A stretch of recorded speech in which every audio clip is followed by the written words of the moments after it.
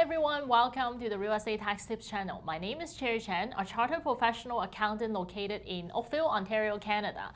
And I'm on a mission to become the Google map for hardworking Canadians seeking financial freedom.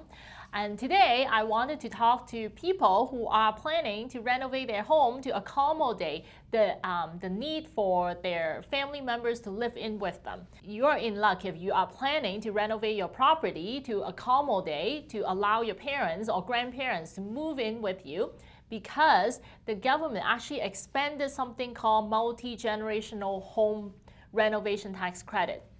And they have, in budget 2022, they are increasing the tax credit, and now it is a refundable tax credit for eligible expenditures for up to $50,000.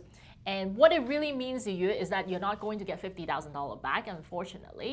You may be able to qualify to claim a maximum of $7,500 back, which is something still quite substantial. It is nothing in comparison to today's rising renovation costs, but it is better than nothing. Now, to qualify, we are going to dive deep into the qualification criteria, what is eligible, what's not eligible, and some of the most commonly asked questions. But before I get started, make sure you give us a thumbs up if you like our video, or don't forget to hit the subscribe button below so then you can stay on top of the latest tax tip. Now with that, let's get started. Well, basically the way I read legislation is that pretty much everyone is qualified to claim the tax credit for as long as you meet certain criteria. You obviously, the person must own the house to claim the credit. You also have to be over the age of 18, and you are doing the home renovation for a qualifying relationship. And the qualifying relationship includes you're doing the renovation for example, for your grandparents, for your parents, you could be doing the renovation for your child or grandchild.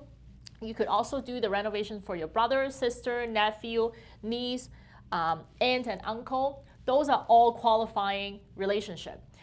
So as long as you're doing the renovation for the purpose for these people, one of these people or a few of these people to move in, then you would probably be eligible to claim the renovation tax credit.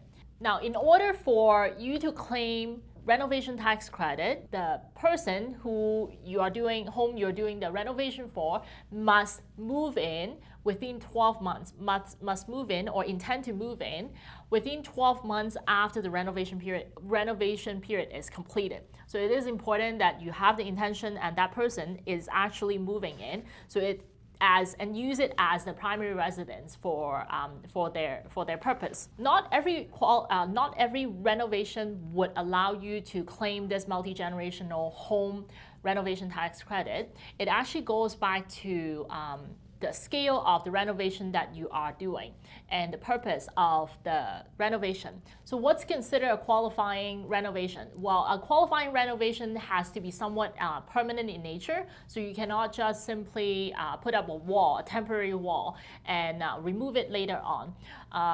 And it also is a renovation that's done to set up the secondary dwelling, so secondary unit in a property, to allow the person to move in. And what is considered a secondary unit or secondary dwelling? Well, a secondary unit must be self-contained, so it has to have a separate kitchen, separate bathroom. It also has to have a sleeping area, a private entrance as well. So these are all the qualification criteria. And as a matter of fact, you also need to get the local city approval for you to qualify to claim the multi-generational home renovation tax credit. So the rule is actually quite strict, because sometimes when we're adding the secondary suite, because they are our relatives or they are our parents or grandparents, we're close enough with them, we don't feel the need to have a separate private entrance. But the law for you to qualify to claim the credit, you do actually need to have a private entrance.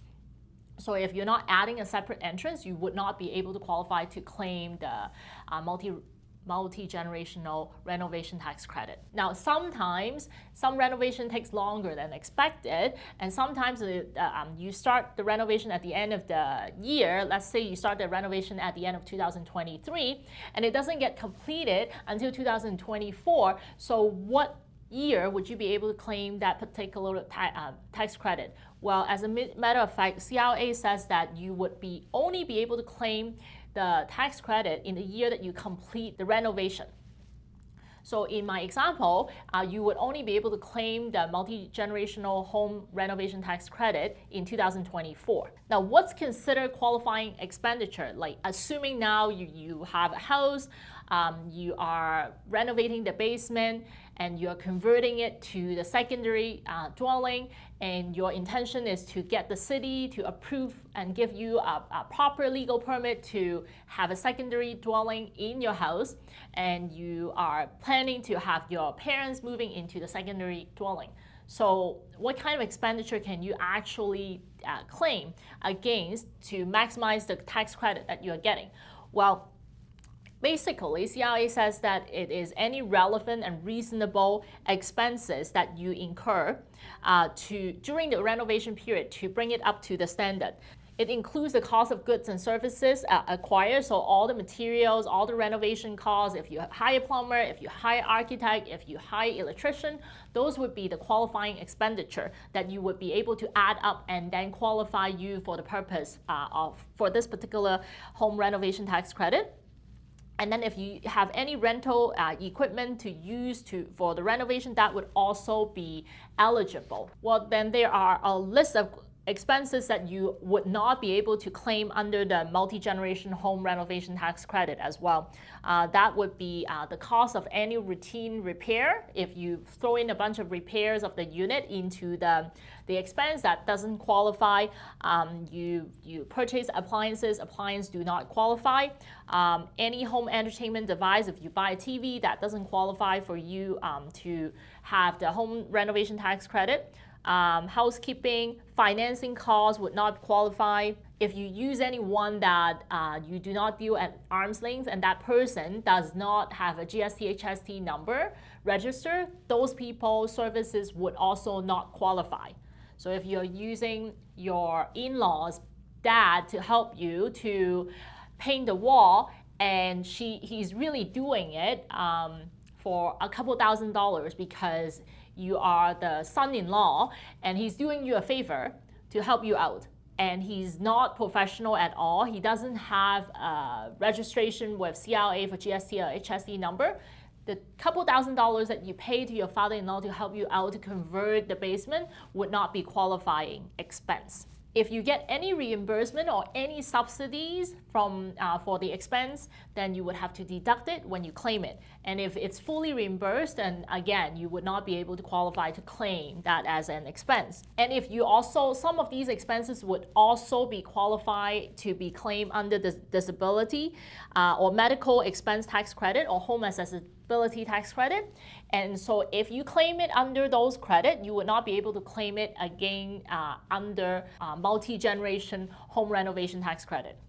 So basically, you cannot double dip. Now it comes down to the question, how much can you really claim? Well, the reality is the maximum you can get is $7,500. It is actually a formula. The maximum expenditure for you to calculate, the maximum you can claim is $7,500. And the tax credit rate is 15%. If you take $7,500 divided by 15%, it's $50,000. If you spend $150,000 on renovating your basement, you get $7,500, assuming everything qualifies for the definition. If you spend $50,000, the exact amount maximum, you get $7,500. You spend anywhere between $50,000 and above, you would be able to claim the entire $7,500. But if you spend less than $50,000, it's really based on the actual amount of receipts. Like $40,000, if you only spend $40,000, you take $40,000 times 15%, which means that Cherry needs to actually use the calculator because I cannot add easily. In that case, if you spend $40,000, you would only be able to claim $6,000 tax credit. And this amount is a fully refundable tax credit, meaning that if you don't owe any cash at the end of the year, owe any tax at the end of the year, and you're now adding this claim into your tax return, claiming the $40,000 eligible expense, you will get a refund of $6,000. So that's pretty cool. So now there are a couple of commonly asked questions that I want to address. The first one is, what if I do all the work? Like, what if I personally go in and do all the work, put up the drywall and do all the painting and do all the remodeling. You're really handy. You do everything by the book. You only hire a couple of electrician and plumber because you need to go through the permit situation, but everything else you did it.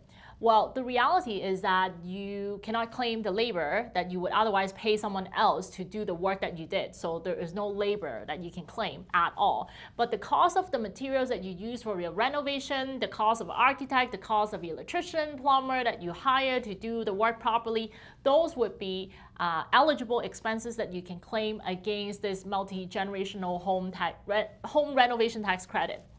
Now, another common question that's being asked is that what do you need to keep to support your claim?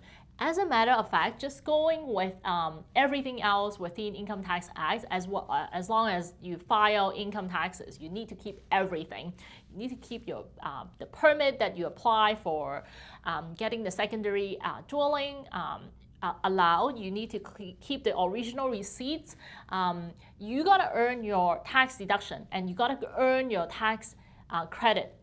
So everything, including the original invoice, and make sure that the invoice actually has GST/HST number, the business number of the business that you hire to do the service for you, and also the materials, the business number of the supplier who supply the materials to you. Those business numbers are the key for deduction.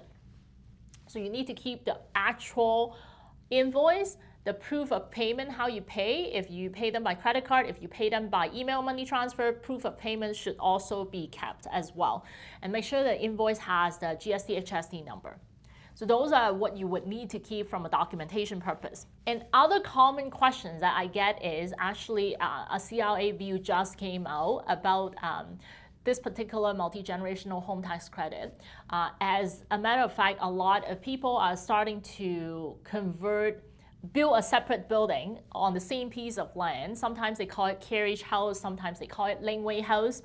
And it is a brand new unit. It's a secondary dwelling. People are asking, CRA, would that count toward qualifying for the claim of multi-generational home renovation tax credit?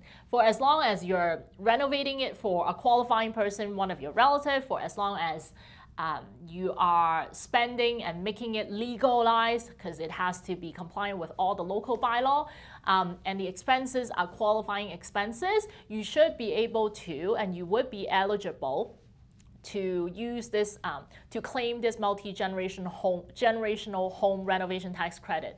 And as long as that property, the Laneway house or carriage house, is still situated in the same piece of land that your original house is on. So they don't discriminate against a separate building versus having the unit attached in the building at all. The last point I want to bring up is that you and the person living with you, they both have to be residing in Canada. So they have to be Canadian residents. It cannot be someone that you plan to move in unless they are Canadian residents. Or they plan to become Canadian residents. So it cannot be someone who's just someone outside of the country and you plan to have that person moving in or living there temporarily, even though the relationship may be qualifying. So that's my last word of caution. If you find our video useful, please give us a thumbs up. If you have any questions altogether about this multi-generational home renovation tax credit, I know it's a long name. I am having trouble remembering the whole name. Feel free to leave it in the message below and I'm more than happy to address all your questions one by one. Until next time, happy Canadian real estate investing!